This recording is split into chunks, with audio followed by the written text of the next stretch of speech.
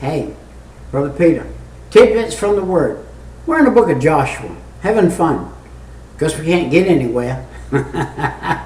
It takes a day or two to get through page after page after page. It takes about a day a page at the rate I go. I love to study what I'm reading, not only read what I'm studying, but study what I'm reading. And the thing about it is as you do study that which you are reading, you run across things. And here in chapter 2, Joshua sent out some spies. And as he sent them out, he's fixing to look at the walls of Jericho, which, by the way, were pretty big walls, pretty big place. And he looks at the walls of Jericho, but he sends these two spies out. And they come to this lady's house. And by the way, she is up on the wall. This is where she is. So they're up on the wall. They're in the city. Well, there's a king in that city, and that king happens to be over this lady called Rahab the Harlot. And this Rahab the Harlot was the king's harlot, because they came men in hither tonight of the children of Israel to search out the country. And the king of Jericho sent unto Rahab, saying, Hey, bring forth the men that are come to thee, which are entered into thine house, for they be come to search out all the country. And the woman took the two men and hid them, and said, Thus, there came men into me, but I was not whence they were. And she didn't know where they were, she said. And it came to pass, about the time of the shutting of the gate, when it was dark, that the men went out. Whether the men went, I knew not. Pursue after them quickly, for ye shall overtake them. But she had brought them up to the roof of the house, and hid them with the stalks of flax, which she had laid in order upon the roof. And the men pursued after them the way of Jordan unto the forwards. And as soon as they which pursued after them were gone out, they shut the gate. So here they are, they're going out, and they're searching for those men. She said, well, they left that way. Well, she's the king's harlot. They're not going to disbelieve her, so they believe what she said. But here's a lady that already knew God. She already knew the Israelites. She already knew the Israelite story. And this lady probably was a saved lady. And she did get saved, by the way. Her and her whole family got saved afterwards. But you say, how Peter? How do you think this lady, who was a harlot, got saved? Well, let's look at it this way. All harlots ain't harlots because they want to be harlots. This lady was an Israelite girl, probably, stole away when she was a little bitty girl by a king. And she was taken over there to that city. And she was kept captive. And when she got old enough to be a woman, passed through her puberty, the king said, I'm going to put her in the castle, and I'm going to put her in a house, and she's going to be my woman. And when I feel like visiting her, I will visit her. So, here was a lady, was a harlot by force in the body. She was forced to be a harlot in the body when her heart was not there. Her heart was after God and after the children of Israel. How you know that, Brother Peter? Because she knew who they were, she knew where they came from, and she protected them. And she put them away. Now God looks on the heart, and man looks on the outside. So God knew that lady was there. God sent them spies over there for one reason, and one reason only, I'm sure of it. The reason them spies was over there was that Rahab and her house would be spared. And that's the grace of God.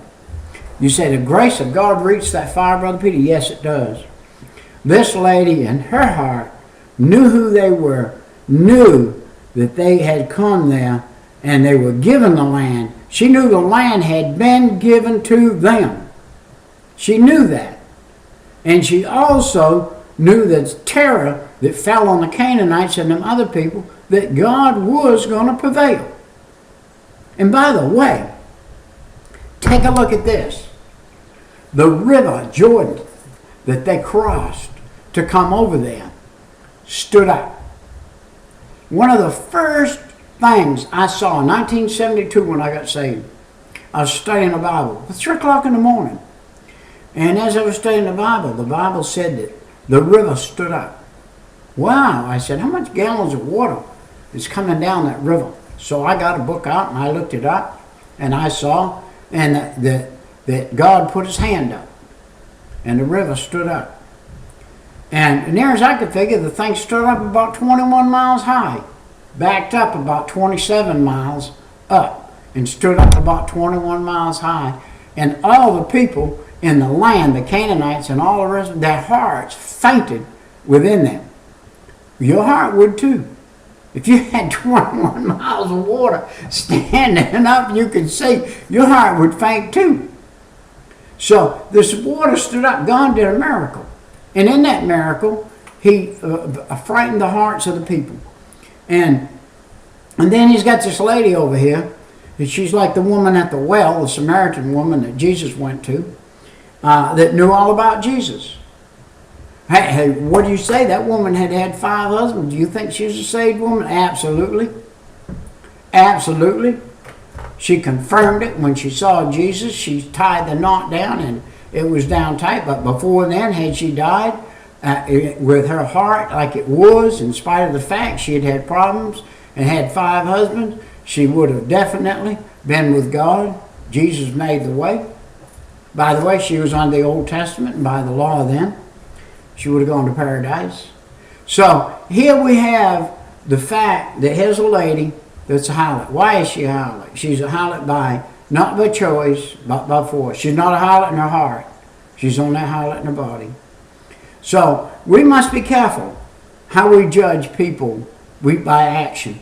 We see people in actions and we judge them people. And they're not there by choice. They're not there by choice. I have some friends that are caught up in some things. They're not there by choice. They're there by circumstance. Their heart is not in where they are, but they are where they are, even though their heart's not in it. It's circumstance.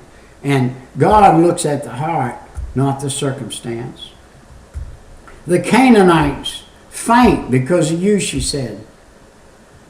There are 2 things that are heard about God and Israel. How the Lord dried up the Red Sea for the Israelite children.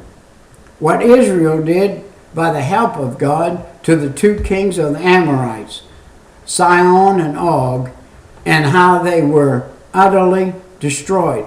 Now this is the harlot talking. This is Rahab telling those men that she knew these 2 stories. How God gave them the land, how God dried up the Red Sea, and how God, 2 stories she got somehow. A piece of paper came by maybe. Somehow, some way, she heard these stories and believed them. So she believed in the God of the Israelites, the God of heaven. And she hid those 2 guys. We're going to see her in heaven. By the way, we're going to see her family too. Because a little later on, after they walk around the city and they blow the trumpet, and the Bible said that she and her family were saved. Those men told her right after this, they said, you bring your family and your people in the house, and when we come, we will see that you get delivered. By the way, I've been to Jericho, and there's a piece of the wall that still stands up in the air. She lived in a house that was built into the wall of Jericho. And when Joshua shouted, and they shouted, and the walls fell down, Rahab and her family were memorialized by not being killed when the wall fell down. You know, those were high walls and tall walls, and when they fell down, they probably killed a great vast amount of the people. And I don't see my place where I wanted to be. But anyway, back to the story. God will deliver you, just like he delivered Rahab. You may have some things that you do not have control of in your life. And if you do, see if you can learn how to take control of them. See if you can get them out of your way. And if you can, God's going to look on your heart, not on your body.